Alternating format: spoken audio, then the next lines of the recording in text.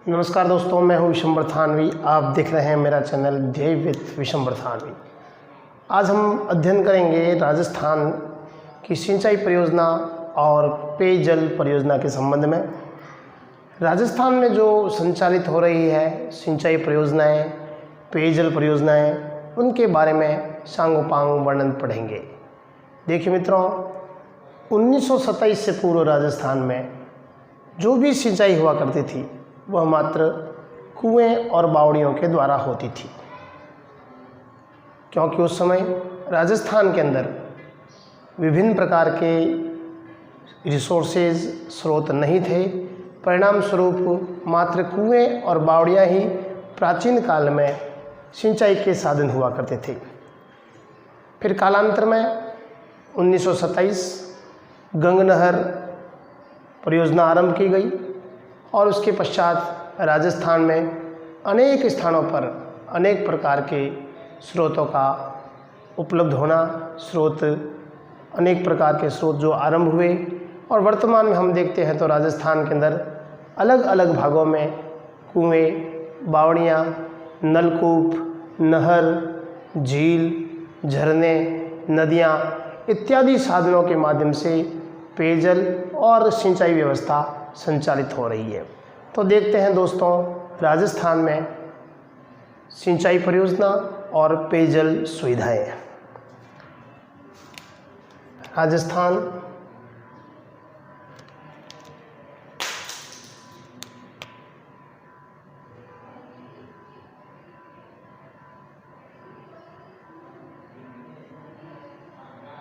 सिंचाई परियोजना।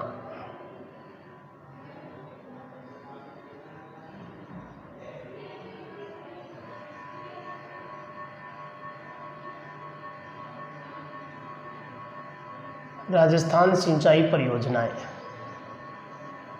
देखिए, सबसे पहले राजस्थान में कुएं व बावड़ियाँ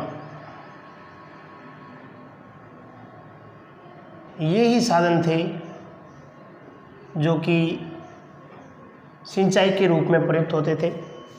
और वर्तमान में भी अगर हम देखें तो राजस्थान का लगभग 42% भूभाग है वो कुएं और बावड़ियों से सिंचित होता है और वहाँ पे सिंचाई होती है। और राजस्थान के ज़िले की दृष्टि से देखें तो जयपुर जिला जो है वह कुएं और बावड़ियों से सिंचाई करने का सबसे महत्वपूर्ण जिला है और सबसे अधिक कुएं और बावड़ियों के माध्यम से जयपुर जिले में ही सिंचाई होती है। दूसरी हम बात करें नंबर 2 पे,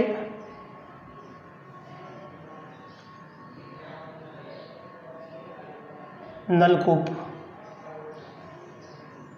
ट्यूबवेल के माध्यम से। नलकूप की बात करें तो राजस्थान का जो पूर्वी हिस्सा है उस पूर्वी हिस्से में बहुत अधिक मात्रा में नलकूप है, ट्यूबवेल है, उसके माध्यम में खेतों में सिंचाई की जाती है। और यह लगभग अपने 28% भूभाग जो है राजस्थान का ट्यूबवेल से संचालित होता है। इसमें ज़िले की बात करें तो सबसे अधिक ट्यूबवेल के द्वारा जो सिंचाई है वो भरतपुर ज़िले में होती है। नंबर 3 आता है नहरें। 1927 के बाद महाराजा गंगा सिंह ने एक बड़ी कल्पना की और उस कल्पना के माध्यम से राजस्थान में गंग नहर आई। और इस गंग नहर के आने से राजस्थान का जो गंगानगर और हनुमानगढ़ क्षेत्र है वो सबसे अधिक सिंचित क्षेत्र है नहरों के द्वारा। और नहरों से राजस्थान के अंदर लगभग 27% सिंचाई होती है। गंगानगर और हनुमानगढ़ नहरों के माध्यम से अधिक सिंचित होते हैं। चौथे नंबर पे बात करें हम, चौथे नंबर पे आता है नदियाँ और झरने। नदियों और झरने की दृष्टि से देखें, झील, झरने और नदियाँ, यह राजस्थान का मात्र 1% जो हिस्सा है वो इससे सिंचित होता है। जिसमें सबसे अधिक बात करें अपन तो डूंगरपुर और बांसवाड़ा, यहाँ पर नदियों, झरने और झीलों के माध्यम से कृषि होती है। उसके बाद राजस्थान का एक प्रमुख सिंचाई का साधन है, वो है तालाब।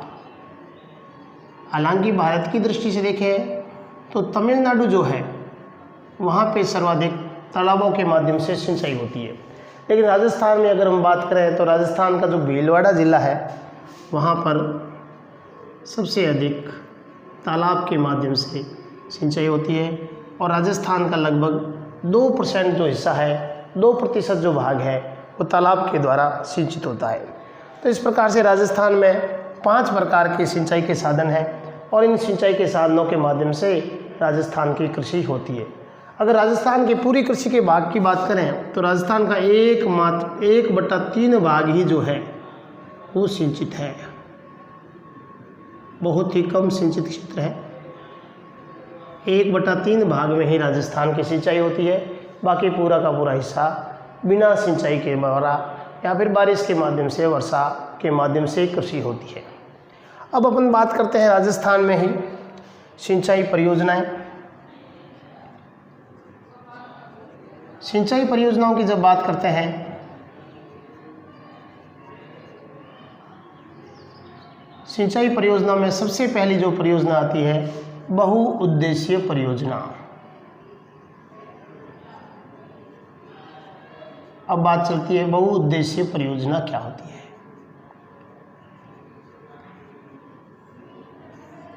भारत की अनेक बड़ी नदियां हैं जो अपना जल प्रवाह लाती है और अरब सागर, बंगाल की खाड़ी में उड़ेलती है, लेकिन उससे पहले ही इन नदियों का उपयोग सिंचाई के रूप में हो, इसके लिए बहुत बड़ी युगांतकारी परिवर्तन वाली घटनाएं होती है और राजस्थान पूरे भारत में बहुउद्देशीय परियोजनाएं आरंभ की जाती है। बहुउद्देश्य का अर्थ जिसका उद्देश्य एक न होकर के अनेक उद्देश्य हो। इसके अंदर हम बात करें तो सबसे पहली बात तो आती है सिंचाई की, जिसका उद्देश्य सिंचाई करना हो। उसके बाद जिसका उद्देश्य पेयजल सुविधा हो। उसके बाद जिसका उद्देश्य मत्स्य पालन हो।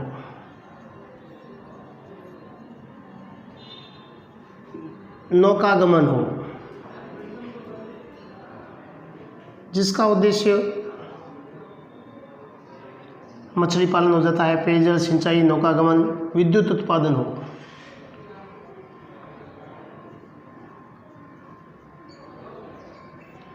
पर्यटन हो,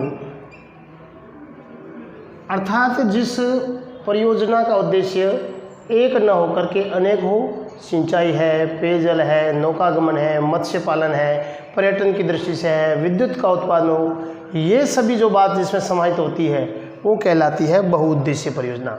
इससे संबंधित एक महत्वपूर्ण प्रश्न पूछा जाता है कि हमारे भारत के पहले प्रधानमंत्री जवाहरलाल नेहरू ने, JL नेहरू ने किसे या किस बात को, किस तथ्यों को आधुनिक भारत का मंदिर कहा।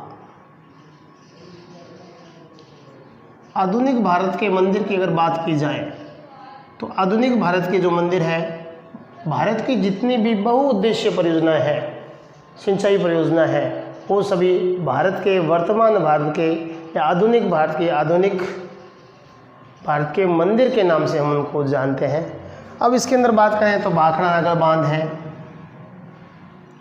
भाखड़ा नागल बांध, चंबल बांध परियोजना, चंबल नदी घाटी परियोजना, इसके अलावा राजस्थान की रावी व्यास परियोजना।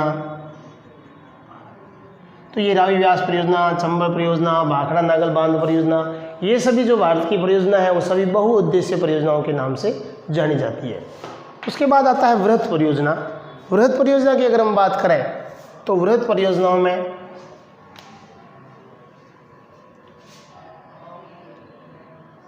इसको कमांड क्षेत्र से जोड़ा गया है। वृहत परियोजनाएं, वृहत परियोजनाओं से अभिप्राय जिसका 10,000 हेक्टेयर वर्ग वर्ग हेक्टेयर जो क्षेत्र है जिसका 10,000 से अधिक हो, सिंचित हो, उस क्षेत्र को हम वृहद परियोजना कहते हैं। अब इस वृहद परियोजनाओं के अंदर राजस्थान की कई परियोजना आती हैं। बिशलपुर परियोजना है, इंदिरा गांधी नहर परियोजना है, IGNP है, गंग नहर है। ये सभी जो परियोजना है वो वृहद परियोजनाओं में समाहित होती है। उसके बाद अगर हम बात करें तीसरी परियोजना, पहली आ गई बहुउद्देशीय परियोजना, दूसरी जो परियोजना है वो वृहद परियोजना, तीसरी परियोजना आती है वो है मध्यम परियोजना।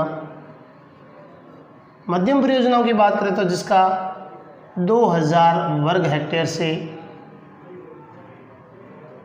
अधिक और 10,000 से कम, 10,000 हेक्टेयर से कम, मतलब इसको हम हेक्टेयर भूमि में मानते हैं, 10,000 से कम और 2,000 से अधिक हो।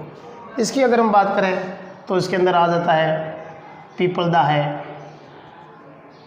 पीपला जो झालावाड़ में है। ऐसी कई कागदी है, ऐसी कई परियोजना है जो राजस्थान की मध्यम परियोजनाओं के नाम से जानी जाती है। और तीसरी जो परियोजना है वो है लघु परियोजना। लघु परियोजना की हेक्टेयर की दृष्टि से देखें तो 2000 हेक्टेयर क्षेत्र से कम। यहाँ स्प्रिंकलर है, बूंद बूंद कृषि है, फव्वारा कृषि है, या फिर इसके अंदर छोटे छोटे एनीकट बना करके सिंचाई की जाती है। तो ये सभी चीज़ें जो छोटी छोटी परियोजना है, छोटे छोटे जो क्षेत्रों के अंदर सिंचित होती है, उन सबको हम इस परियोजना के नाम से जानते हैं, लघु परियोजना के नाम से जानते हैं। तो दोस्तों ये था अपना वीडियो जिसमें वृहद परियोजना, बहुउद्देशीय परियोजना, लघु परियोजना आदि के बारे में हमने जानकारी प्राप्त की। राजस्थान में कहाँ कहाँ किन किन क्षेत्रों में कौन कौन से माध्यम से सिंचाई होती है, तालाब की दृष्टि से देखें। तालाब की दृष्टि से देखेंगे तो हम भीलवाड़ा में, अगर नहरों के माध्यम से देखेंगे तो गंगानगर और हनुमानगढ़ में, अगर हम नलकूप के द्वारा देखेंगे तो पूरी भाग है वो भरतपुर का है। अगर हम राजस्थान के शुरुआत की बात करें, कुएं और बावड़ियों की बात करेंगे तो पूरी राजस्थान के अंदर है। तो ये हमारी सिंचाई परियोजना का पहला भाग हो जाता है। अब इसके पश्चात हम पढ़ेंगे भारत की या राजस्थान की बहुउद्देशीय परियोजनाएं कौन सी है, उसका सांगोपांग वर्णन करेंगे। तब तक आप मेरे अगले वीडियो की प्रतीक्षा करें और आप मेरे अगर वीडियो अच्छा लगे तो आप ज़रूर पढ़ें, ज़रूर देखें, इससे नोट्स डाउन करें। इसके अलावा अपने मित्रों को भी आप ज़रूर बताएं। थैंक यू, धन्यवाद।